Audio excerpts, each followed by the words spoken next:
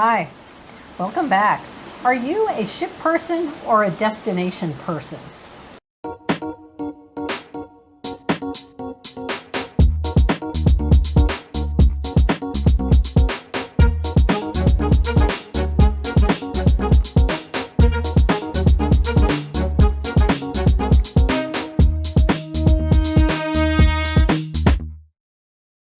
Well, hi, I'm Terry Pasquarelli with Next Wave Cruising. I'm Rich Pasquarelli with Next Wave Cruising. We are here on a beautiful ship, Royal Caribbean's Odyssey of the Seas, and it's time to recap our 2 days in port. And earlier in the cruise, we stopped and had a really fun day Perfect Day at Coco Cay. And then as part of our Southern Caribbean itinerary, we had 2 more ports of call. One was in Curacao, and then yesterday we were in Aruba. So we can kind of give a little feedback maybe on how we found our port days compared to our sea days that we've been commenting on in some of our other episodes. The port days, because we hadn't been to those ports before, we decided that what we would do is take a tour of the islands. So we booked a tour on each of the islands. Right, so the first stop of the 2 was Curacao, and we went off on a Royal Caribbean organized excursion with a lot of other people. There were 2 busloads of folks that were going on the same itinerary that we were, which is about a half-day excursion. We're basically able to come back on the ship and have lunch and spend the afternoon here. And we made 3 stops in Curacao. We went to some famous natural caves that were on the north side of the island. And interestingly, and maybe what was a little different about these caves compared to some I would be thinking of back in the U.S., is they aren't caves like deep below the ground. Right. These are caves that are in the rocks all above ground. In the mountain, yes. In the mountain, and so they're really kind of pretty hot because the sun's beating on them, and they're humid because of how they're situated.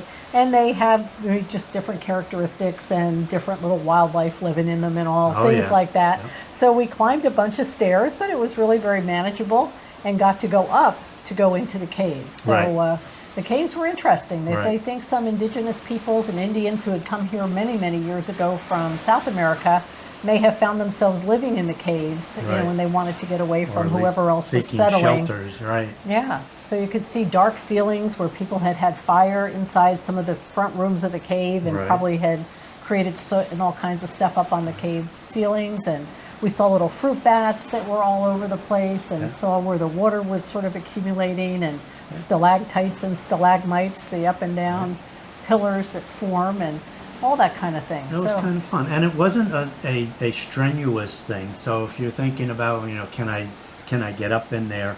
There are some stairs that you do have to climb. 49 steps, like rock steps. But there's railings, so if you can make up those stairs and hold on to the railings, wear the right kind of shoes and clothes and everything, then you should be fine. So that was great, and we had a guide from the caves who took us through, and she knew a lot about the history and what was going on, so I thought she did a really nice job. And there are restroom stops and little, like a food counter or drink counter at the bottom. Get a refreshment or if you need something like that. And then we were back on the bus and went a little bit further, and the second stop was the distillery. Yes. And that was interesting and different than I might have been expecting, because we were on Curacao, and I think as many people would expect, you'll see in the video, it's Curacao, the liqueur that's being prepared. The blue liqueur that a lot of people are familiar with, but they also make all kinds of other flavors and colors, and they have they probably have spice, pumpkin spice, but they didn't say that. They did have rum raisin. They had rum raisin. They had rum raisin. They had chocolate. Right. They had something that was more orangey tasting, and then of course the green ones and the blue ones, and just all these different colors. But we got to sample some, so that was nice. Yeah, we did. We had to try 3 different kinds that they were offering for the day, just like a little sip, and you got the idea. But what I think struck me was how small the building was and how manual all the processes appeared to be. Everything. You know, they had stills, a copper still, done by hand. Bottling room. Everything was pretty low-tech, low-key, really and was. small. And small. You know, you would think. Who's making all this Curacao stuff? Where does it actually come There's from? probably a big factory that you can't see There's someplace gotta on be. the I'm like, I almost get that this feeling is that just for show this is here. the history of Right. Curacao and the liqueur, Yeah. but like, can they really supply the world from that little From that place? little place. So take a look at the video portion of this this clip and see what you think. It was really very interesting, but much different than I would have thought, given Right. how much Curacao, the liqueur, you find It's all on over. ships, I mean, much less hotels and everywhere all the else. ships must have hundreds of bottles of it, and that's just the ships, let alone all your local bars and restaurants and everything else. So they must work. I don't know. They must work about 80 hours a day to get that Maybe, stuff out. and yet they weren't working. And yet they weren't. That's why there's a secret factory. When we were there, they were on lunch break, and the bottling area was not being operational. And of course, there were people in the gift shop and in the Right. tasting area, Sure. so those folks were there. But so it was really a fun stop, but very different than I expected. And if you're in Curacao, one you may want to check out for yourself. And then the third stop was a former medical or hospital style building that has been kind of renovated to become basically their state museum. So it has a Repurposed, lot yeah. of artifacts that's been repurposed. You can see some things that might be a traditional dining room from kind of the times that the island was more being settled and developed, and then bedroom vignettes of what it would have been like to stay there, what a little kitchen looked like, and that sort of thing. And then they had some really antique, whether it was a sewing machine or whether it was some other kind of utility that they would have used back in the day.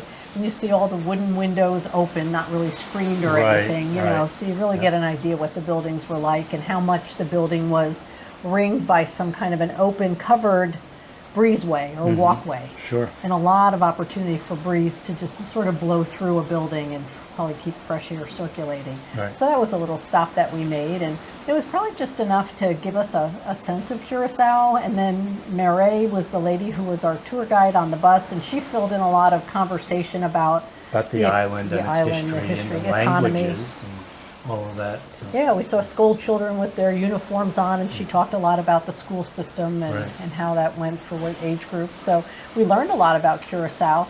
I don't know that I found it to be a place that I needed to have spent more than the day that we were there. Right. I mean, that just sort of, I've been to a lot of Caribbean islands.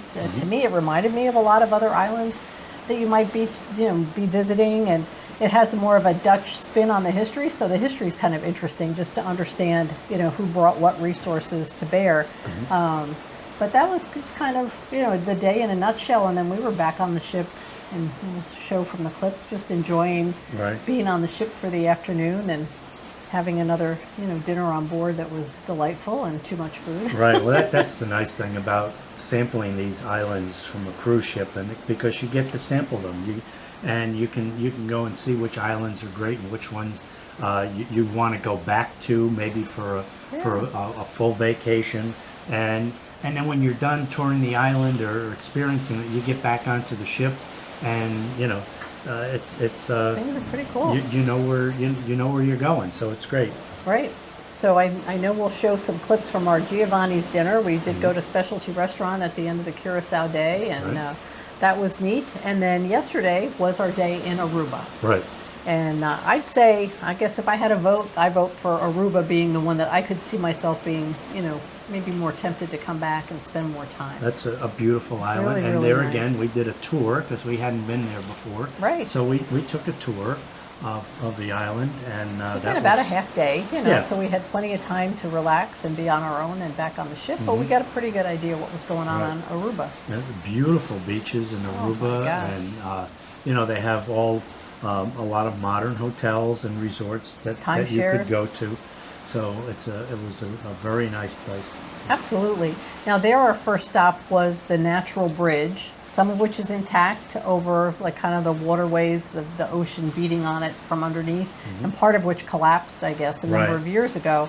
But you really get a sense of the rugged terrain on the north side of the island, and I think you had your camera out pretty extensively up there. I did, There's some really nice shots to be had. I hope so. I gotta see what I got. Yep. Yeah, so that was a fun stop, and that was our first stop of the morning.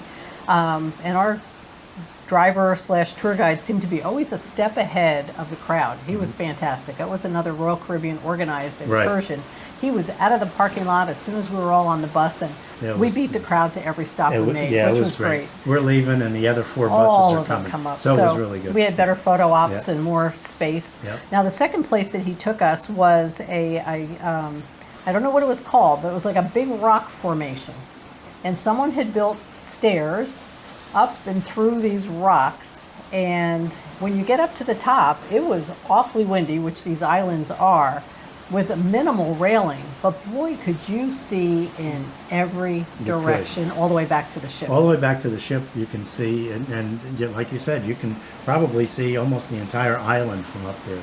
It was really cool. Now, again, you had to be, wanting to and willing to climb. There were some low spaces that you sort of found your way through the rocks. Right.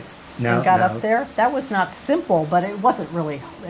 We were up there in 5 minutes, maybe. Yeah, it didn't take very long to get up there. But that I will say, it is a little bit more difficult to climb up and climb down. There's some areas where you had to really duck to get underneath the rock and climb up through the stairs. And then on the way down, it's very steep, but they have a railing. It was a railing. But it is very steep. So wear good shoes. If you're going to go there, wear some sneakers or something. I would not suggest wearing your flip-flops or anything like that. I saw people in these shoes that, to me, were going to make it that much harder. Yeah. Oh, not a good idea. But a really fun place. And again, a nice photo op as long as you didn't blow off the top. Right. Yep. Hold on to your hat, Definitely. Hold on to your wig, guys, and put your name and address in there because it's going to blow off. Right. So that was pretty funny. And then we went around to one of the traditional lighthouses that had been helping to kind of guide ships where the water line, getting is rocky and got shallow, and ships in the past had issues. And so they erected a lighthouse that used to be, I guess, a real operational lighthouse, and now it's more of a tourist destination.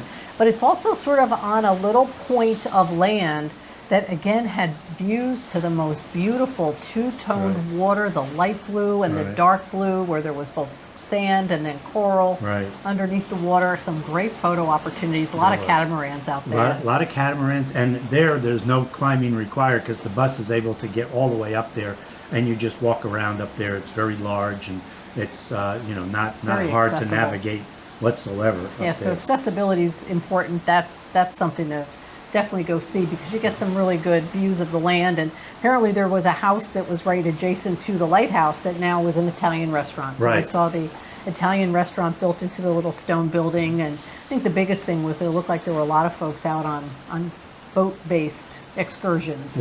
Enjoying that beautiful water. And the other thing that we didn't go on, but we saw when we pulled up into that parking lot and a couple of others, is that people have gone out on tours on ATVs. And that looked like they were having a lot of fun as well. That would be a lot of fun. Another option for you to think about. You're not in air conditioned, but you're going to have a lot of fun. You're definitely going to get a little dusty out there on they had bandanas that they had given everybody to kind of cover their nose and mouth because of the dust. Very, very dusty. There's always a northeasterly breeze through the island, and they said if it hadn't rained the day before, there would have been kicking up even a lot more dust. They hadn't had rain for a month or something. Plus, you're going to be in a group of four-wheelers, so unless you're the first four-wheeler, you're going to get the dust from the people that are in front of you. So there's that. So I think we might have tried that if we knew more about it at the time, but we didn't happen to do it. So I can't give a better report on it, other than it looked like a lot of fun and a lot of people had chosen that. So if it didn't rain the day before, you get a lot of dust. If it did rain, then you get more mud. Mud, a little more mud. One way or the other, you're taking a shower when you get back to the ship. Yeah, I'm sure they were covered, but they look like they're having a blast. So there are a lot of fun ways to get around Aruba. Those were the three kind of stops to learn and to view, and then the last stop we made was at Eagle Beach, which is right out at the point past where a lot of the oceanfront hotels are, with their own beaches and some of the timeshare buildings. And so we got a really good view of different parts of the island and of the city to see where people might, go back and vacation. And I could see, definitely that could be a stop someday to come back and spend more time. It's a very large beach. Very large, and of course all those resorts have their own part of those beaches, Right. and the water was just beautiful. So I think that might have been, my favorite. Yeah, that was very nice. That was a lot of fun. And again, we were still back on the ship by maybe 1:30, something like that, if not a Right. little sooner, and plenty of time to go up to Playmakers for us and have some lunch in the Right. Seaplex here on Odyssey of the Seas. So we had an overly large burger and chicken sandwich respectively, but Right. those were delicious. And we were here in time to have dinner at Wonderland. Oh, Wonderland is What did you think about amazing. dinner? Yeah, well, we've been on to Wonderland before, and it is an experience. If you are going to be on one of these ships that has it, it's one of those you got to do restaurants. I think so. know. It's very much the experience as much as the food. Right. The food is very unique. May or may not be for everybody, but there's a But I wide think choice the of things choices to are try. wide enough that if you don't like seafood, if you like seafood, if you like spicy, there's something on the menu, they're going to be able to make it for you. It's just the presentation of everything is it's just really quite amazing. a show. So we had a really, really fun dinner at Wonderland to sort of cap off our 2 days in port. So I think the jury's still out for us on whether we're going to say for this cruise we think it's a cruise ship kind of a cruise versus the destinations, but we had 2 more destinations now beyond Coco Cay. Right. And I think we pretty much give the Southern Caribbean a thumbs up. Oh, It's been absolutely. a It's great been great. itinerary so far. And I really enjoy the days at sea. They're just so relaxing, and you can just get out and explore the ship some more. You're not always on a run and getting up early, getting down there and doing a tour or someplace. Right. These are so nice. So that'll be a balance, and we talk a little bit more in our next video about what we did on our sea days, including today giving you a recap on our own balcony as we're just floating along. So this has been a great cruise so far. We have 2 more days to go. They are 2 more sea days, so we'll do a recap as we finish up the end of our 8-day cruise over this weekend. Right. But Now, it's been a treat. do you know why pirates can't recite the alphabet? Why pirates can't recite the alphabet? No, I do not. They always get lost at sea. Stop it. Enough. Give me came a up break. with that? It's a dad joke. It is a bad dad joke. A bad dad. Well, you got to try. Yeah, I got it. And you did try. Yeah. So good for you. Yeah, you're trying. Okay. Right.